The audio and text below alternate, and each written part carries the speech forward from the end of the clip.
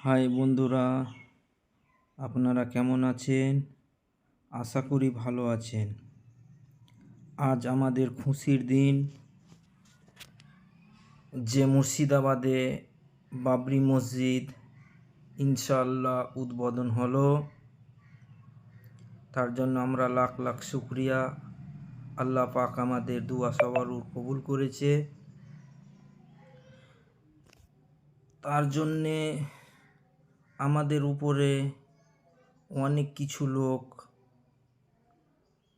অনেক রকম কথা বলেছে। যেরকম শাহিম সিদ্দিকী, উনি বলেছেন যে মুর্শিদাবাদে বাবরি মসজিদ হলে 1 কোটি টাকা উনি দান দিবেন। কিন্তু এটা দান দিবে কি না দিবে, উনার কথার তো আবার দাম নেই। কেননা উনি তো আবার কাসিম সিদ্দিকীর ডান হাত। সকালে একরকম, আবার রাত্রে একরকম কথা।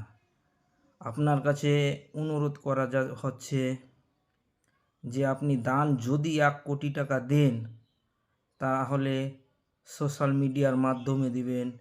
কেননা আপনি আবার 1 টাকাও দিবেন না আর প্রচার করবেন যে আমি ওখানে 1 কোটি টাকা দান করেছি।